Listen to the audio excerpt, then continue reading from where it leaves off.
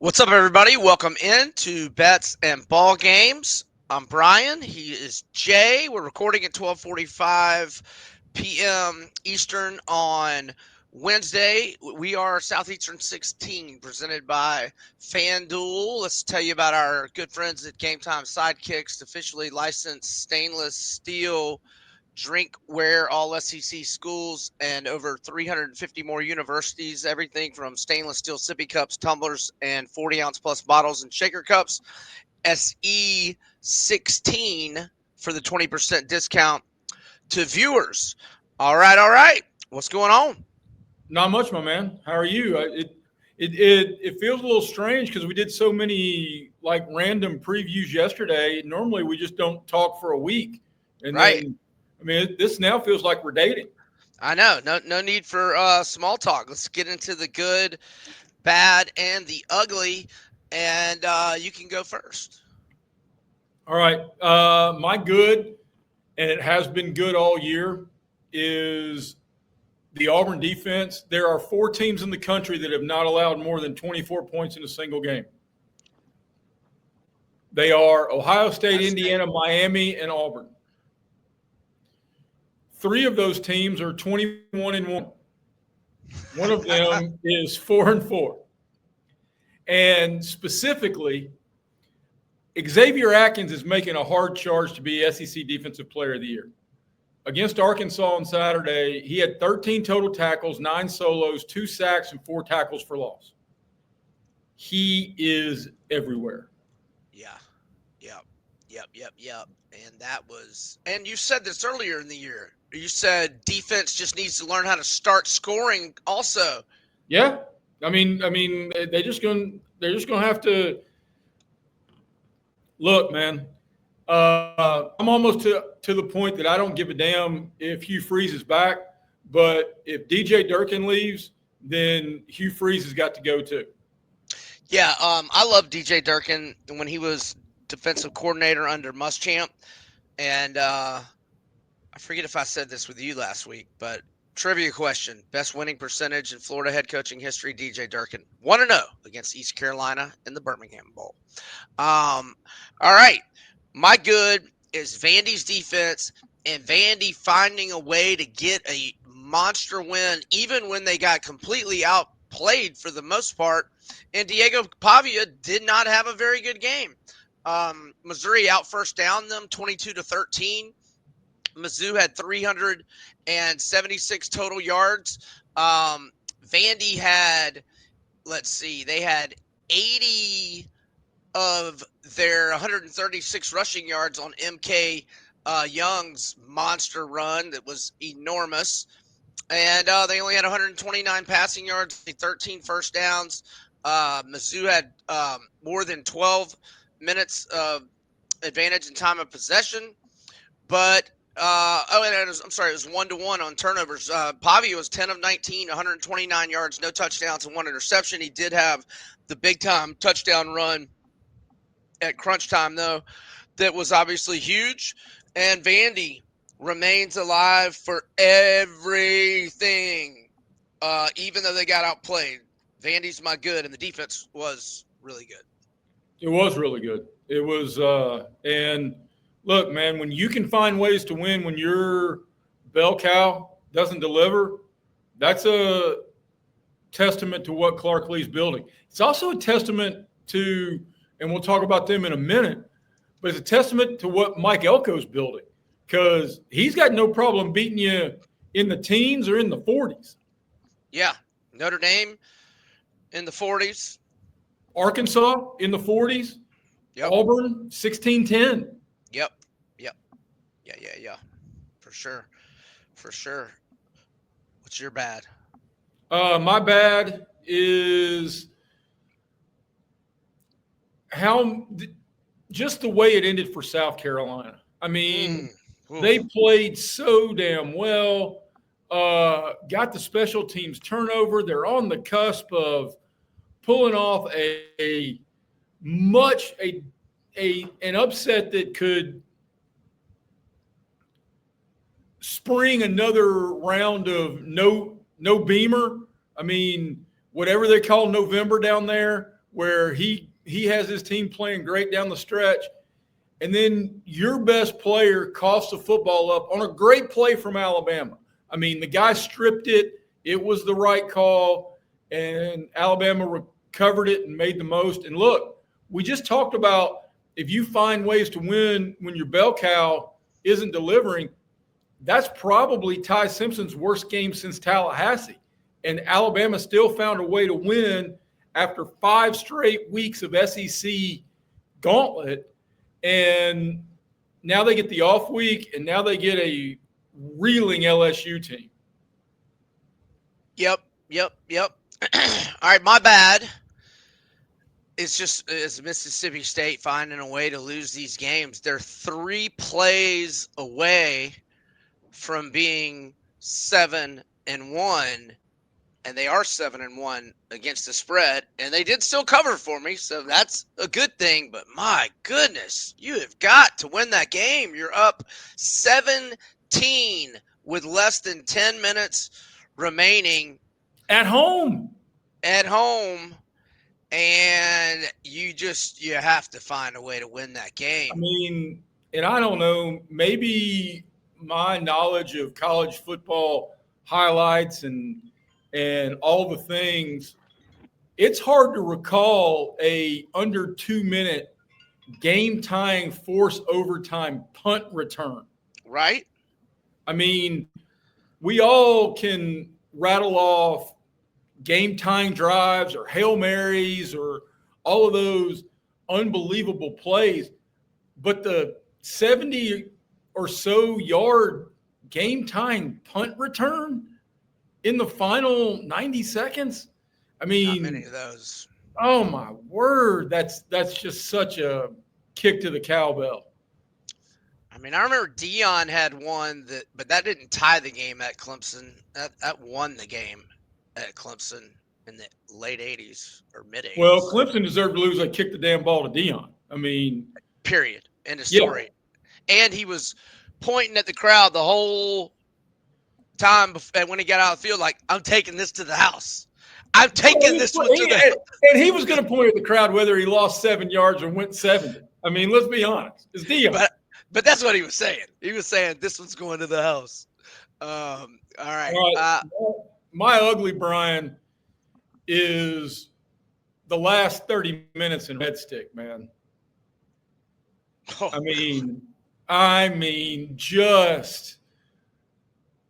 mean, the wheels completely fell off, and Brian Kelly was fired within 18 hours. I was on the radio in Baton Rouge with Jimmy Ott, who's their longtime radio guy, and he, towards the end of the segment, he said, so what do you think about, I want an outsider's perspective of what's going on with Kelly. And I said what Jay Greeson and I on our podcast all summer said that, especially the way LSU's NIL people stepped up and y'all got the transfer specific #1 class in the country. We said that, it's CFP or bust, 9-3 or worse, and he's gone.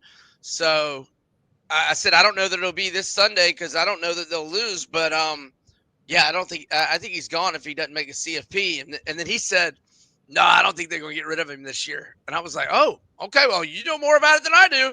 Right. Or apparently he didn't. Apparently not. Say that. I mean, I can remember you and I did like a hot seat show, and I think I went Venables, Freeze, and then I had Brian Kelly third. Yeah. Yep. Yeah. But that also gets to the point of who in the name of hell had James Franklin and Brian Kelly looking for jobs before Hugh Freeze was. Before Halloween. Before Halloween. All right. My ugly is going to be my guy who I love, or my other guy, not Diego. That's my guy. But man, Taylon Green, he's been so great all year, and I don't know what. Well, Auburn's defense is what happened to him. A pick 6 in the second half when they were up 5, I believe. 3 interceptions in the second half, and only 14 rushing yards. Man, Talon. I mean, it's been the defense's fault all year. Your defense played really good in the second half, and your mistakes cost your team a game. So that stunk. The Petrino experiment's done, right? Yeah. Oh yeah. Well, he went out. I said he had to go 4-3 if he wins the next 4, but and it's not happening. Yeah, I don't think so either. No, that's just definitely not happening. All right, so to some FanDuel updated odds, and we've got a line for LSU at Alabama next week. If you want to give that assuming you haven't seen it. I have not. What you think?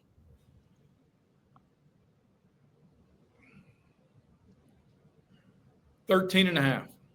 12.5. So you lean Alabama.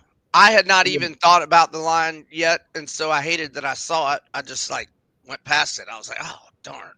I probably would have said 14. So I probably lean a little. But I mean, the interim coach normally gives a little bit of a boost. We'll see how that goes. All right, updated odds to win the SEC championship game. Bama plus 120, A&M plus 210, and then we have Georgia plus 500, Ole Miss 11-1, Texas and Vandy 20-1, and that's basically all that matters. Florida's 125-1, and then it's all long shots. All right, updated odds to win the Heisman. Mendoza plus 185 chalk. Sayan at Ohio State plus 400 along with Simpson. Marcel Reed plus 650. Diego plus 950. Stockton 16-1. We were thinking that might be worth a look at 11 to 12-1 last week, and then he just had an open date. He's got a showdown with Haynes King looming later. And Haynes King's at 30-1. I've got a 90-1 ticket. Chambliss is 30-1. Jeremiah Love and Jeremiah Smith are 45-1. Excuse me. Skipping around. Nobody else in the SEC. The least shortest odds in the SEC beyond that, Joey Aguilar at 200-1. All right, odds to win the Natty. All right, Ohio State plus 250 favorite, Indiana 6-1, and then I'm just going to do SEC teams. Bama plus 750, Georgia and A&M are 10-1 with Notre Dame. Then we've got Ole Miss 20-1, Vandy 30, Tennessee 50, along with Texas, Oklahoma 75, and Georgia Tech at 80. If anybody is attracted to that, Mizzou 150. And LSU 400 is the next closest, and they're not going to get there. All right. Any thoughts on any of those numbers before we go into game previews? A couple. One, I like Georgia to win the SEC at plus 500 or 510 or whatever you said. Mm-hmm.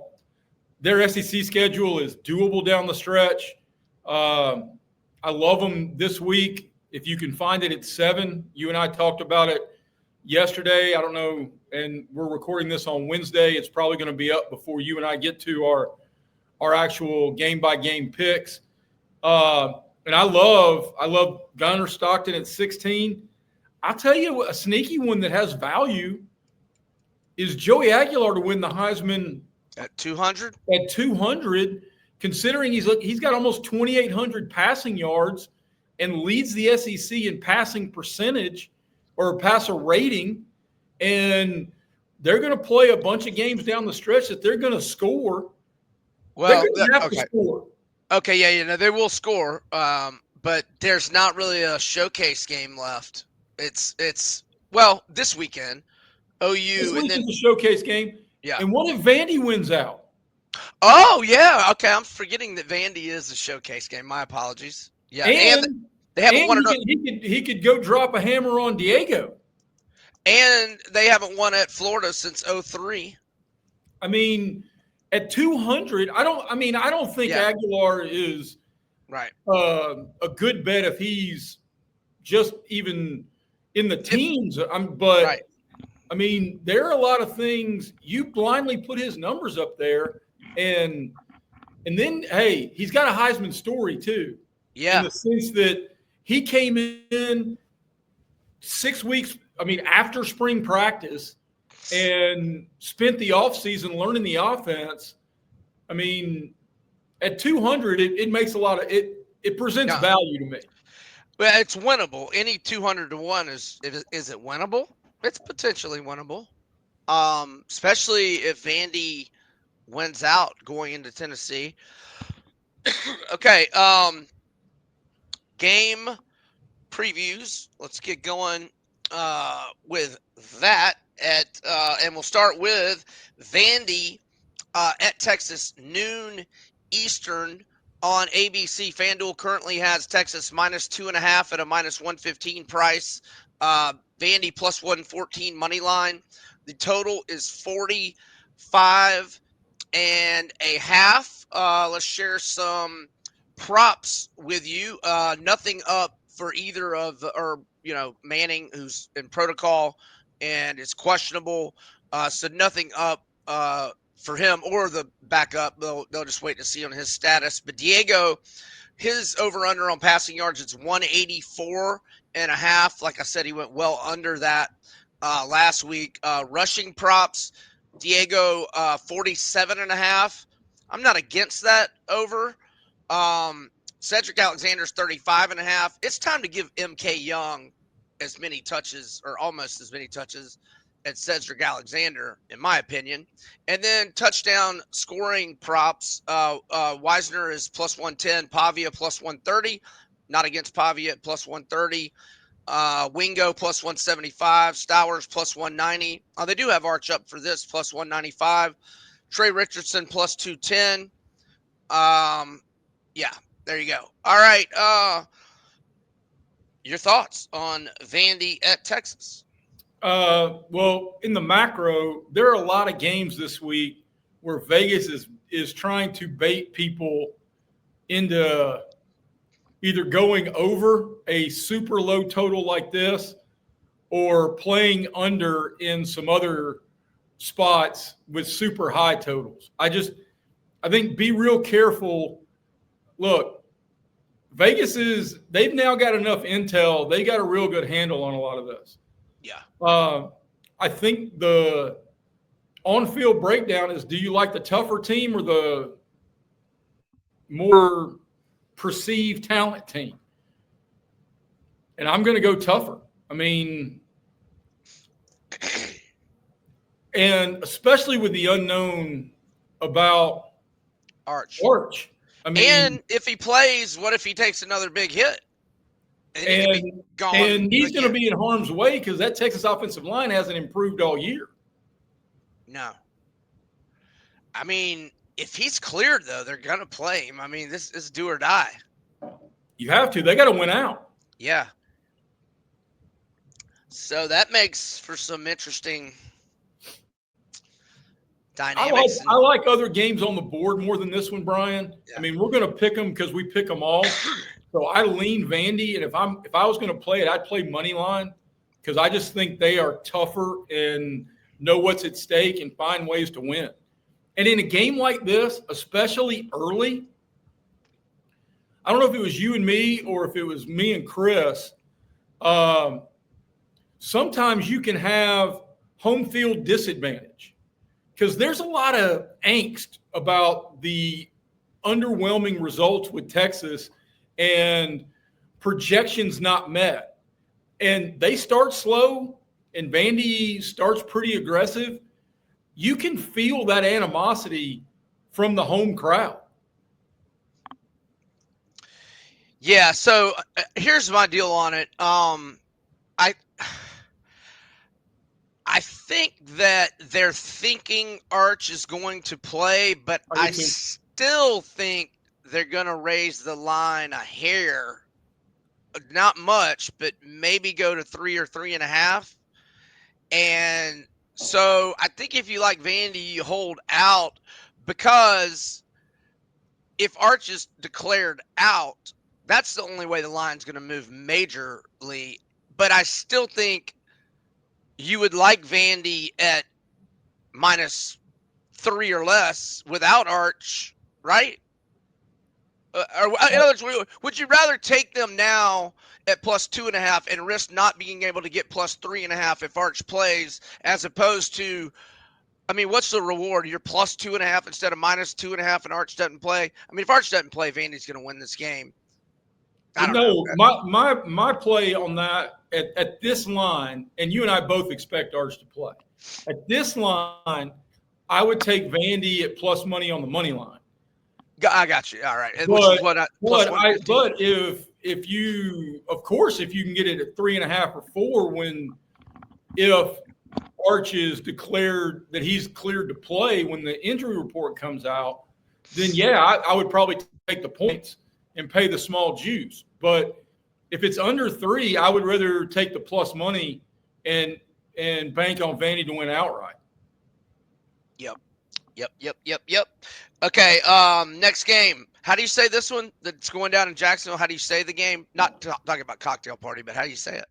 I've always called it the world's largest outdoor cocktail party. I know, but if you're just saying, I've always said Georgia, Florida. What? Oh my God! I can't believe you just said that wrong. Where'd I grow up? Close to Auburn. It's Florida, Georgia, folks. That's how you say it. 3:30 p.m. ABC. Currently at FanDuel, we have Georgia favored by 7.5. Was it 6? And by the way, we did. Jay and I did the preview for Southeastern 16, which is already up on there for a video. What, it 6.5 yesterday? No, it was 7.5. But okay. we had our fingers crossed, hoping it was going to get down to 7. Okay, that's what it was. All right, Gators plus 230 on the money line, and the total is 50.5. And in the first quarter, Georgia's minus 1.5 at a minus 104 price in the first half. Georgia's minus 3.5 at a minus 118 price. Anytime touchdowns. Jaden Baugh minus 135. Stockton minus 130. Frazier plus 125. Bowens plus 150. Branch plus 165. Dallas Wilson plus 175. Boom. There's a play for me. 1 unit to win 1.75 units. Dallas Wilson to score a tutty. And let's see here. Baugh's over under rushing yards 62.5. Bowens 46.5. Frazier 48.5. Stockton 34.5. And receiving, they don't have all the receiving props up yet. Okay, your thoughts? I agree with you on Dallas Wilson. I also think Stockton north of 34.5 rushing is probably a good play. That kid has been a willing runner as well as an effective runner. And look, I'm holding out hope this is going to get to 7 or lower. I don't know that it will, but I'm still on Georgia either way, because we talked about on our game specific, there wasn't this gambling specific analysis breaking down the game. We talked about the history that there ain't been a whole lot of close games in this series over the last decade. So, and it has a lot to do with the animosity. I mean, there is a very real desire to step on the opponent's neck in this one. Yeah, only one possession game in the last 10 head-to-head meetings, and we spoke on it yesterday. I specifically remember Florida getting a late touchdown to either get me it got me a backdoor push on my original bets, and then it also allowed me to hit some live bets, and even in defeat, I was thrilled. So, okay, small play for me on Georgia if minus 7 or fewer. I like Georgia in a teaser or money line parlay. If you've got one of those working, Georgia Tech could be a dance partner in that. Although on teasers, I don't really like road teams, but I'm probably playing Georgia Tech minus 5.5 anyway, or I am playing Georgia Tech minus 5.5 anyway. But look, I could see Florida getting off to a good start, and you might get a live opportunity with Georgia with Florida leading in the first half.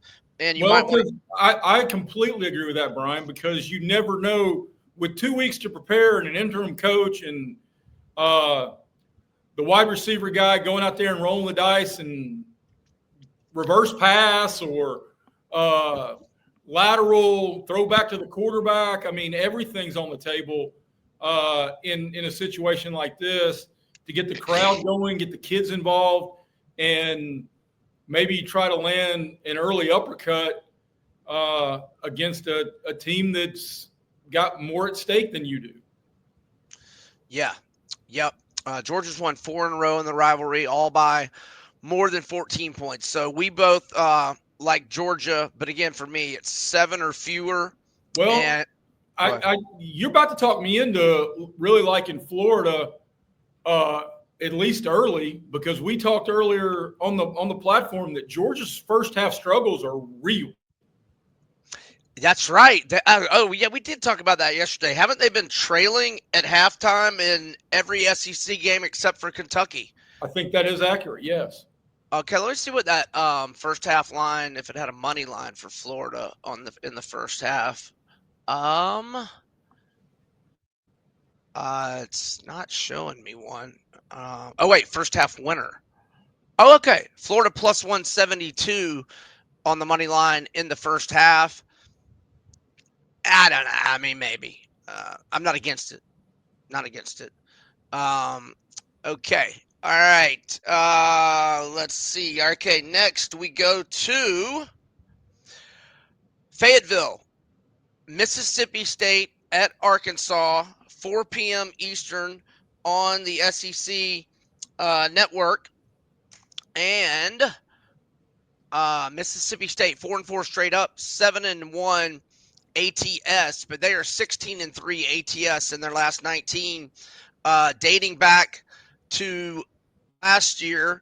And let's see, head-to-head wise, Arkansas won 58-25 in Starkville last year, but Mississippi State won 7-3 2 years ago in Fayetteville. Wow, that sounds like a Sly Croon, Tommy Tubbs Thursday night 3-2 game. I think the weather was dreadful in that game. The 3-2 game or the 7-3 for Arkansas? The 7-3 game. The 3-2 game was dreadful coaching. Yes. The 7-3 game was, I think it was like a quagmire and a downpour. Yeah. All right. Mississippi State's 5-3, both straight up and against the spread the last 8 against the Hogs. The Hogs are 2-6 straight up, 3-5 against the spread. The over is 6-2, even an over against Auburn last week, thanks to a pair of pick sixes. So, oh gosh, I need to get the line, and I'm working on it here. This was a 4 o'clock Eastern. All right. Okay. Well, here we go. Yeah, FanDuel has Arkansas minus 4.5, Mississippi State plus 158 on the money line. The total is 67.5, and they do not have rushing yards props up, which is not making me happy because I want to play a lot of those. But your thoughts on this game? Yeah, I don't know if you could play an under rushing prop with any type of good conscience here. I mean, if Fluff Bothwell doesn't play, the kid who ran for almost 100 last week, Booth. Yeah, I mean, he's in play. Taylon Green is in play. Your boy Washington's in play. I mean, look, we talked just a minute ago about Texas and Vandy, where Vegas is trying to lure you with a very low total. They're trying to tempt you not to play the over here. I see this game in the upper 30s, if not 40s. I like Mississippi State. I like the over here too. Ooh, it's a high one. It is a high one. Let's see. But as you noted, Arkansas, one of their two unders this year were because Alabama A&M scored only 7 points in the opener. Yep. And the Tennessee game and it narrowly went under in a 34-31 game because of multiple missed field goals and Arkansas turning it over in Tennessee's while they're in the red zone. Yeah. Yes, no doubt. All right, so I have so many plays on this game. I do too. This I may watch more of this game than any non-Auburn game of the weekend. Were you done with your plays? Yes, but Okay. there is not an offensive play I would advise against in this game. Okay. I'm undoubtedly on Mississippi State plus 4.5. Agreed. I'm undoubtedly on them on the money line, which is plus 158 at FanDuel, but shop around. You might find a little more generous. I am okay. So the two games that Fluff has not played, Booth had 99 and 105 rushing yards. So if Fluff Bothwell does not play, I will play Booth's rushing yards prop. I would play it all the way up to 95.5. I might even play it all the way up to 100. I would play it to 100 because, I mean, look, I think Jeremiah Cobb's better than Booth, but Jeremiah Cobb ran 28 times for 150. Arkansas is really, really cute when they try to tackle. I mean, that's just the best way I can describe their defense. They are downright cuddly. They sure are. They sure are. And but now, so Arkansas run defense number 116 in the country out of 136. The total defense number 124, pass D number 112, scoring D number 121, rushing yards offense Arkansas 15th in the country, but they did not get going last week against Auburn. That's a credit to Auburn. Mississippi State's defense is nothing like Auburn's. So I would be down with Mike Washington's prop. Now, it had been in the upper 50s, mid to upper 50s all year. It shot up in the 74.5 to 79.5 range last week, and he only got 41 rushing yards. He didn't get as many attempts either. I think it was only 12 attempts, but that's just credit to Auburn's defense. So I would take him all the way up to 74.5 to go over. Taylor Green's always in that 55 to 59.5 range. I would take him all the way up to 59.5 over.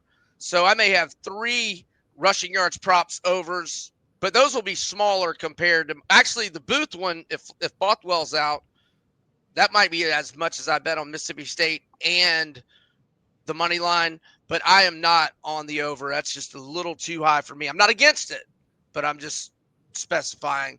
Well, here's the thing, though. If you're going to be that invested in so many offensive props, you're technically on the over, dude. Right. So I don't need to overdo it, overkill again. Yeah. Right. I don't need to further. I like that pun you just dropped right there with the overkill. Yeah. Yes. Yeah. I didn't even realize it. Okay. Next, we have South Kakalaki at Ole Miss. Okay, I gotta find that game. Give me un momento. All right, here we are. And Ole Miss minus 12.5, minus 114 price.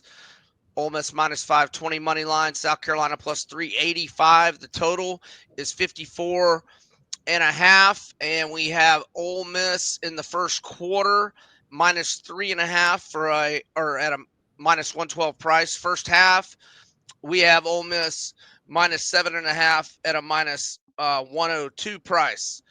Your thoughts? Hard pass every part of this game. I completely agree. And for a couple of reasons. Now, I will say, if you are one of these folks that want to have action on everything, you are throwing out Georgia if it stays 7.5 or gets bigger, potentially being in a teaser or money line parlay. Ole Miss is a dance partner for that kind of conversation. But look, man, Ole Miss has all its goals in front of it. We don't know the motivation here on South Carolina after just having their guts ripped out late in what should have been an upset against Alabama. I mean, and here's the other thing. Everybody in the Ole Miss program's heard all of the Kiffin talk at LSU and Florida and all that other stuff. I mean, this is no thanks. Yeah, I completely Completely agree with that. All right, as a road dog, under Beamer, 6, 9-6, 9-7. Don't take a shoe off, Brian. 9-7 against the spread. South Carolina is as a road dog under Beamer. All right, hard pass for me as well. Oklahoma at Tennessee, 7:30 p.m. Eastern on ABC. And all right, gotta find this one on FanDuel. Un momento. Here we go. Tennessee minus 3.5 at a minus 104 price. Vols minus 154 money line. OU plus 128 money line odds. Total 56.5. They have their player props up, so I'll share a few. Rushing yards from a tier 40.5 for Deshaun Bishop, 71.5. Touchdown props anytime. Bishop minus 130, not against that. Blaylock minus 115. Mateer minus 110. Satania plus 105. Brazil plus 105. I lost you, Brian. I lost your volume.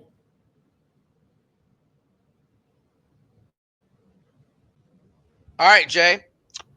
What do you think on the Sooners and the Vols?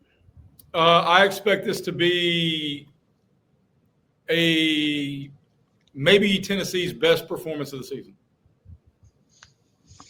At night, doing the special uni deal, Heupel's alma mater. He is great at scripting stuff out of the gate. And look, man, since the hand injury, really since the last drive against Auburn, John Mateer's been pedestrian. Now, this is a defense that you can get right against. And of the player props you threw out, I think Satania at plus money on an anytime touchdown makes a whole lot of sense because Tennessee's been exploitable to big plays, especially in the passing game. But I think Tennessee, and if Ole Miss is going to get in the 30s, I fully expect Tennessee to get well into the 30s. And I don't know if Oklahoma can keep up. All right, the Vols are 16-10 against the spread as a home favorite under Josh Heupel. As a road underdog under Venables, Oklahoma is 2-1 against the spread. I like the Vols here, but I have to have 3. So by the half point to 3. Which is probably doable with pretty decent odds if you said 3.5, so minus 104. 104, exactly. So last year when they met in Norman, Tennessee led 19-3 at halftime. Oklahoma got late touchdown with 1:01 left to make it more respectable, but Tennessee won 25-15. Deshaun Bishop had 65 rushing yards on 16 attempts. It was a Michael Hawkins, Jackson Arnold game, and they couldn't run the ball on Tennessee. And the Vols won. So Jay and I both like the Vols. All right. Last but not least, Kentucky at Auburn. And we have at FanDuel, Auburn listed as a 10.5 point favorite at a minus 115 price. Kentucky's plus 340 on the money line, and the total is 44.5 in the first quarter. Auburn is minus 2.5, but a minus 132 price. First half, Auburn minus 6.5 at a minus 124 price, and player props are not up yet. What do you think, Jay? That number's too rich for a Kentucky, especially in a game with a total that low. And look, man, Kentucky always finds a way to play one possession games. They did it against Ole Miss. And I know they're on the road, and I know it's at night in Auburn, and it's going to be an electric atmosphere the night after Halloween.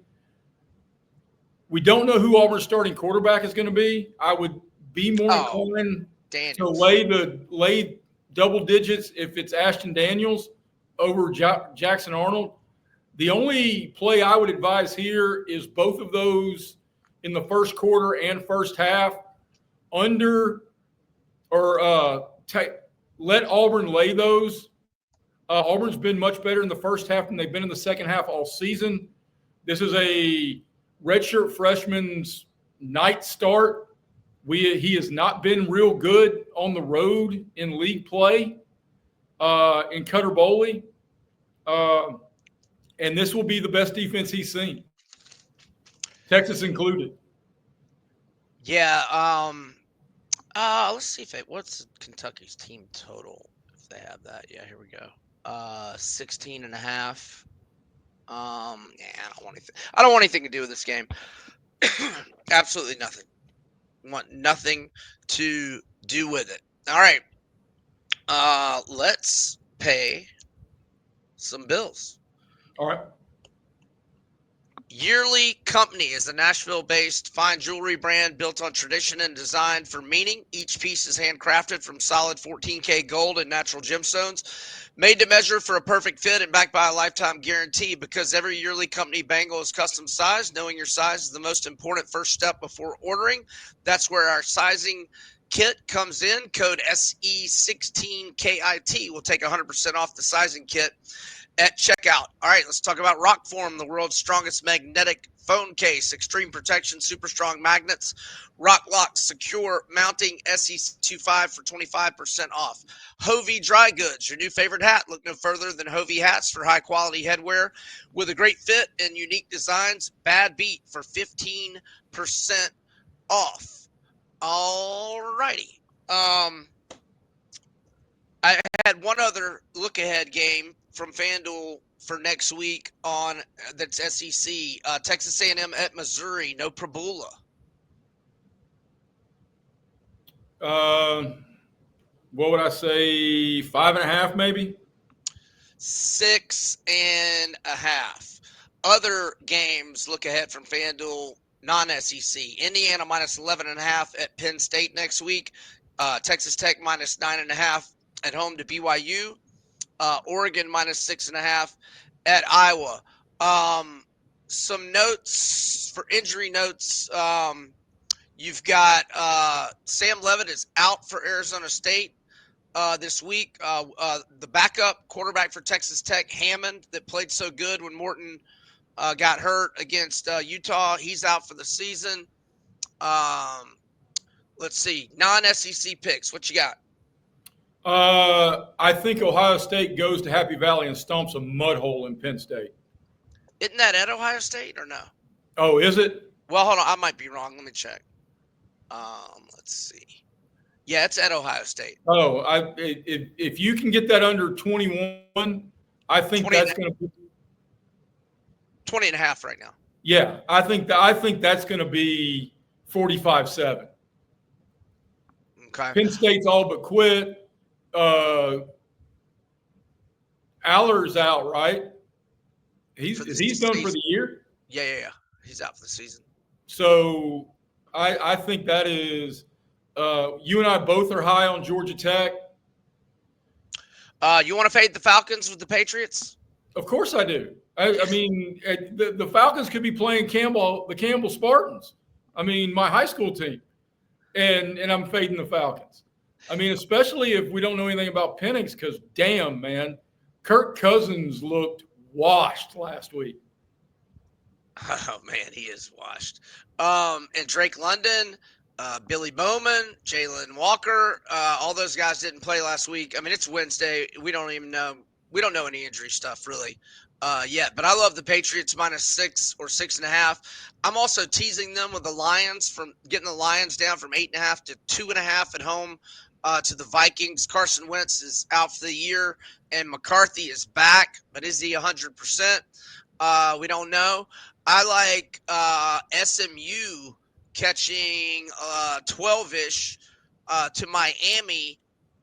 SMU is 17-2 straight up in their last 19 home games. It's the only second time they've been a double-digit dog under Rhett Lashley. They're 2-1 against the spread, 1 outright win, 3 games the home dog under Lashley. Carson Beck 8-7 TDI&T ratio the last 5 games, and Cristobal's tenure on the road. Miami only 10-7 straight up and 8-9 against the spread. I like SMU catching double digits. I also like Wake Forest to win outright in Tallahassee, but I like them to cover 9.5 more, maybe by the half point to 10. But I already bet it at 8.5 early in the week. But get some money line in that plus. I think it's plus 260, 70 range. Get some of that for less. And there's another dog I like, and you like them too. Bearcats of Cincinnati. And we previewed that game on Southeastern 16 if you want to check that out. More reasons why we like that game. And I like Wazoo -3 at Oregon State. And I'm leaning Colts -3 at the Steelers. What other games you got? I've got one more NFL. I like over in the low 50s on the Thursday night game. Ravens, Dolphins. Neither one of those teams, I mean, the Ravens defensively are a mash unit, and only the Falcons offense with Kirk Cousins can make the Dolphins defense look good. And it's Derrick Henry against what was the worst rushing defense in the league going into last Sunday. But then, of course, the Falcons and inexplicably only got 45 yards from Bijan Robinson. Raheem needs to go. But Arthur Blank needs to go, brother. Oh, no doubt. No doubt. So you're familiar with Cellini and Domino? And Yeah. they've been dogging Rich McKay so bad, and I saw something on the 680 The Fan Twitter account about how bad they were dogging him, and then Rich McKay called him up yesterday and went on the air for a 15-minute interview with those guys. They change their tune, or they stick by their guns? I only listened like the first 2 minutes of it. McKay was claiming he's not on the football side of things. He goes to the building once a week or something like that. I don't know. Whatever. Arthur, you got to go. Why call? Then why the hell call? I guess he wanted to say that he's not involved because they were implying he was still involved. All right. Example 12,608 of all these guys who say they don't pay attention to this kind of stuff. They 100% pay attention to this kind of stuff. Absolutely. All right. Anything else you got? Baseball, World Series, anything? No, it's so unpredictable other than just it's must-see TV because Shohei's the ultimate sports unicorn. Toronto won last night? They did. And it's 2-2? Yep. Game 5 in LA and game 6 and 7 back in Toronto? Correct. It'll be done Sunday night. It'll be done Saturday night because they're smart enough not to go against the monolith that is the NFL. All right. The only thing, I haven't even looked at the NBA card tonight, but I know this. If Utah Jazz, my side squad's playing, bet on them. Walter Clayton is the man, and they're playing good. It's more Laurie marketing, I think. And anyway. Walker Kessler, man, don't be disrespecting Walker Kessler. Walker Kessler's a badass as well. The Jazz are covering, and they're not putting Walter Clayton player props up yet, but they will be. They will be soon.